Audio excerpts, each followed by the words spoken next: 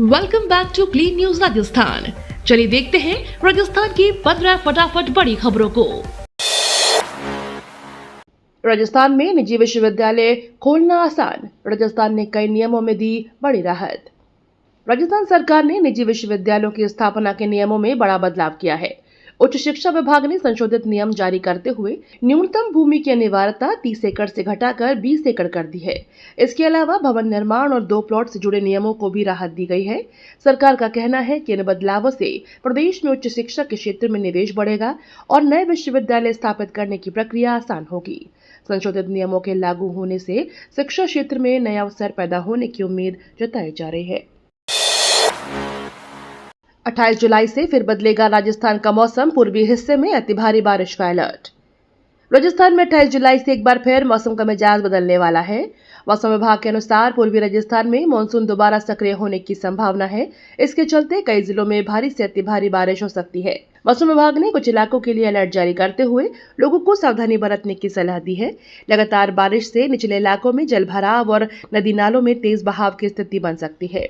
प्रशासन को भी अलर्ट मोड पर रहने और संभावित परिस्थितियों से निपटने की तैयारी रखने के निर्देश दिए गए हैं। राजस्थान के बांधों में बढ़ा जलस्तर, मानसून में अब तक 4 बांध पूरी तरह से लबालब।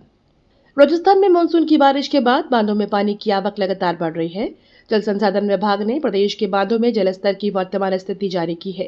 इस मानसून अब तक 4 बांध पूरी तरह से लबालब हो चुके हैं। कई अन्य बांधों में भी तेजी से पानी की आवक हो रही है, जिससे जलस्तर लगातार बढ़ रहा है। बांधों में पानी की स्थिति बेहतर होने से किसानों और आम लोगों को राहत मिली है। हालांकि प्रशासन जल भराव और बांधों से पानी की निकासी की स्थिति पर लगातार नजर बनाए हुए है। राजस्थान में फसल बीमा पर सख्ती, क्लेम में देरी पर कंपनियों को देना होगा जुर्माना। राजस्थान सरकार ने प्रधानमंत्री फसल बीमा योजना के तहत किसानों के हितों की सुरक्षा के लिए नई गाइडलाइन जारी की है। अब बीमा कंपनियां सर्वे में देरी, क्लेम लटकाने या नियमों की अनदेखी नहीं कर सकेंगी। ऐसे मामलों में कंपनियों पर जुर्माने के साथ ब्याज भी लगाया जाएगा। सरकार का उद्देश्य किसानों को समय पर मुआवजा दिलाना और बीमा प्रक्रिया को पारदर्शी बनाना है। नई व्यवस्था से किसानों को राहत मिलने के साथ बीमा कंपनियों की जवाबदेही भी बढ़ेगी। अधिकारियों को गाइडलाइन का सख्ती से पालन कराने के निर्देश दिए गए हैं। जयपुर में लॉन्च हुई भारत टैक्सी, ओला उबर से सस्ती राइड का दावा। जयपुर में मुख्यमंत्री भजनलाल शर्मा ने भारत टैक्सी सेवा का शुभारंभ किया। कंपनी का दावा है कि यात्रियों को ओला और उबर की तुलना में 10 से 15% तक सस्ती राइड मिलेगी और सर्च प्राइसिंग नहीं होगी। सहकारिता मॉडल पर आधारित इस प्लेटफॉर्म में ड्राइवर साझेदार के रूप में जुड़ेंगे, जिससे उनकी आय बढ़ाने का प्रयास किया जाएगा। साथ ही ड्राइवरों को 5 लाख रुपए का दुर्घटना बीमा भी उपलब्ध कराया जाएगा। नई सेवा से यात्रियों को किफायती और पारदर्शी परिवहन विकल्प मिलने की उम्मीद है। धर्मेंद्र प्रधान के इस्तीफे पर कांग्रेस का जश्न, गहलोत डोटासरा बोले युवाओं के संघर्ष की जीत। केंद्रीय शिक्षा मंत्री धर्मेंद्र प्रधान के इस्तीफे की खबर के बाद कांग्रेस नेताओं ने इसे राहुल गांधी और युवाओं के संघर्ष की जीत बताया। पूर्व मुख्यमंत्री अशोक गहलोत और प्रदेश कांग्रेस अध्यक्ष गोविंद सिंह डोटासरा ने कहा कि लगातार उठाई गई आवाज का असर दिखाई दिया है। अलवर में कांग्रेस कार्यकर्ताओं ने विजय जुलूस निकालकर खुशी जताई। नेताओं का कहना है कि युवाओं के मुद्दे पर संघर्ष जारी रहेगा और उनकी मांगों को मजबूती से उठाया जाएगा। इस घटनाक्रम को लेकर प्रदेश की राजनीति भी गर्मा गई है। धर्मेंद्र प्रधान के इस्तीफे पर डिप्टी सीएम बैरवा बोले अंतिम फैसला प्रधानमंत्री मोदी करेंगे।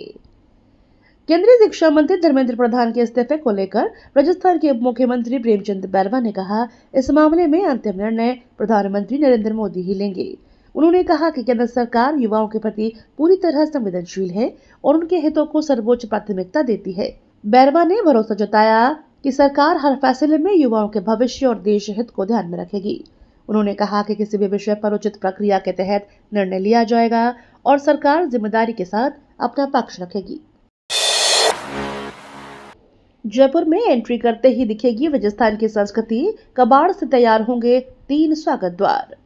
जयपुर में प्रवेश करते ही अब पर्यटकों और आम लोगों को राजस्थान की संस्कृति और पधारो हमारे देश का एहसास कराने की तैयारी है। प्रदेश के प्रमुख प्रवेश मार्गों पर कबाड़ और अनुपयोगी सामग्री से 3 आकर्षक स्वागत द्वार तैयार किए जाएंगे। इन द्वारों के जरिए राजस्थान की कला, संस्कृति और विरासत को अनोखे अंदाज में प्रदर्शित किया जाएगा। पहल का उद्देश्य शहर में आने वाले लोगों को जयपुर की खास पहचान से रूबरू कराना है। साथ ही कबाड़ सामग्री से रचनात्मक उपयोग से स्वच्छता और पर्यावरण संरक्षण का संदेश भी दिया जाएगा। सीएम अजय लाल बोले, सैनिकों के सम्मान में सरकार प्रतिबद्ध, भूमि से नौकरी तक मिलेगी मदद। मुख्यमंत्री भजनलाल शर्मा ने कहा कि राजस्थान सरकार सैनिकों और उनके परिवारों के सम्मान और कल्याण के लिए पूरी तरह से प्रतिबद्ध है। उन्होंने कहा कि सैनिकों को भूमि आवंटन से लेकर सरकारी नौकरी और अन्य सुविधाएं उपलब्ध कराने के लिए सरकार लगातार काम कर रही है। मुख्यमंत्री ने सैनिकों के योगदान को देश और प्रदेश के लिए गौरव बताया। उन्होंने कहा कि देश की सीमाओं की रक्षा करने वाले जवानों और उनके परिवारों के हितों का ध्यान में रखना सरकार की प्राथमिकता है। सैनिक कल्याण से जुड़े मामलों में सरकार संवेदनशीलता के साथ आवश्यक कदम उठाती रहेगी। रेलवे ने तत्काल टिकट बुकिंग के नियम बदले। 1 अगस्त से नई व्यवस्था होगी लागू। रेल यात्रियों के लिए तत्काल टिकट बुकिंग से जुड़ी बड़ी खबर है। 1 अगस्त 2026 से कोटा रेल मंडल समेत पश्चिम मध्य रेलवे में तत्काल टिकट बुकिंग की व्यवस्था में बदलाव किया जाएगा। नई व्यवस्था के तहत टोकन टाइमिंग में बदलाव होगा और अलग अलग कैटेगरी की व्यवस्था लागू की जाएगी। इसके अलावा टिकट बुकिंग के दौरान पहचान पत्र यानी ID कार्ड होना जरूरी होगा। रेलवे का उद्देश्य तत्काल टिकट बुकिंग की प्रक्रिया को अधिक व्यवस्थित और पारदर्शी बनाना है। यात्रियों को सलाह दी गई है कि टिकट बुक करने से पहले नए नियमों की जानकारी जरूर हासिल कर लें। भजनलाल सरकार ने बदले CLG नियम। राजनीतिक दलों से जुड़े लोग भी बन सकेंगे सदस्य। राजस्थान की भजनलाल सरकार ने कम्युनिटी लाइजन ग्रुप यानी CLG के नियमों में बड़ा बदलाव किया है। गृह विभाग ने यह रोक हटा दी है जो वसुंधरा राजे सरकार के दौरान लागू की गई थी। अब राजनीतिक दलों से जुड़े लोग भी CLG के सदस्य बन सकेंगे। सरकार का कहना है कि इस फैसले से स्थानीय स्तर पर जन भागीदारी और पुलिस जन सहयोग को मजबूती मिलेगी।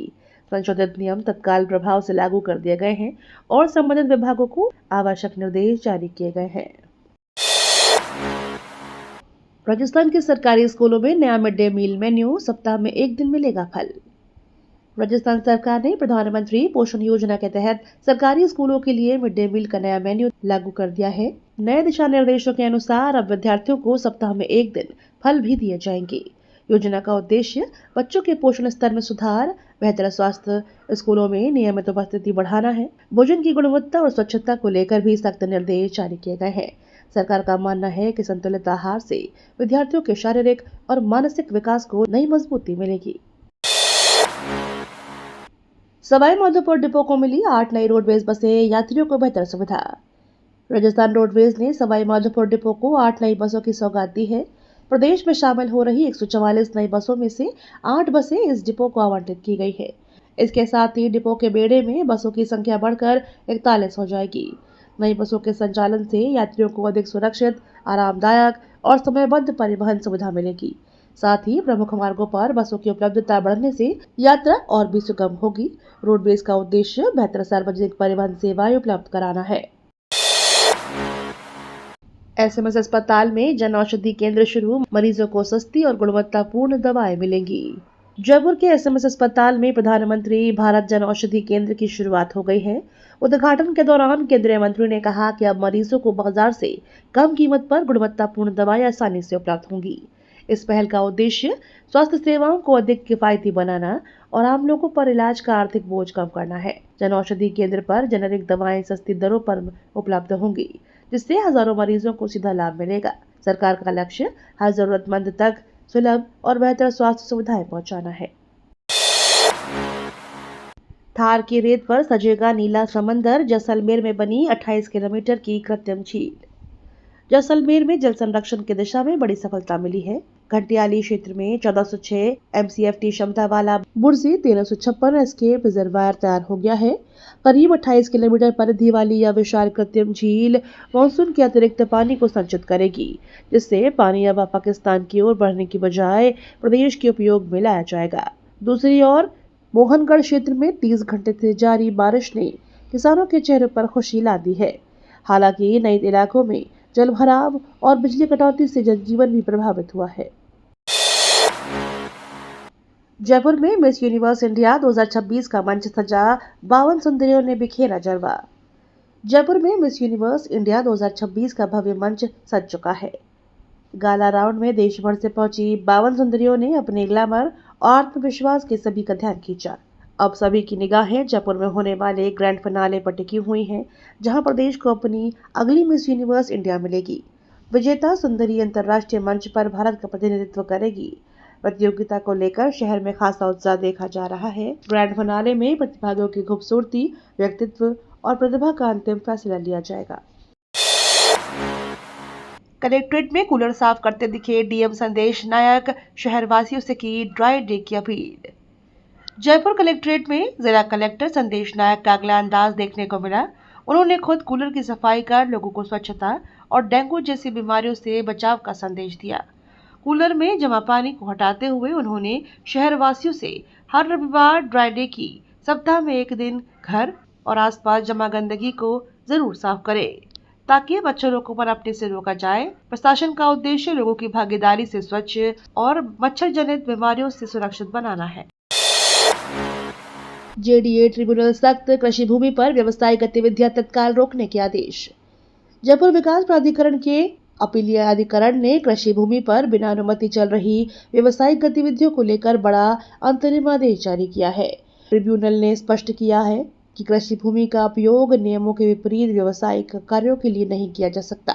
संबंधित अधिकारियों को ऐसे मामलों में तत्काल कार्यवाही कर अवैध गतिविधियां रोकने के निर्देश दिए गए हैं। इस आदेश के बाद कृषि भूमि पर संचालित होटल, गोदाम, व्यवसायिक प्रतिष्ठान और अन्य निर्माणों की जांच तेज होने की संभावना है। प्रशासन ने नियमों का पालन सुनिश्चित करने पर भी जोर दिया है। खरीफ फसल 2026 को लेकर कृषि विभाग की सलाह, मूंग, मोट सहित दलहनी फसलों को रोगों से बचाएं। राजस्थान में खरीफ फसल 2026 को लेकर कृषि विभाग ने किसानों के लिए जरूरी सलाह जारी की है। मौसम में बदलाव को देखते हुए मूंग, मोट, चावला और उड़द जैसी दलहनी फसलों को राज्यों से बचाने पर विशेष जोर दिया गया है।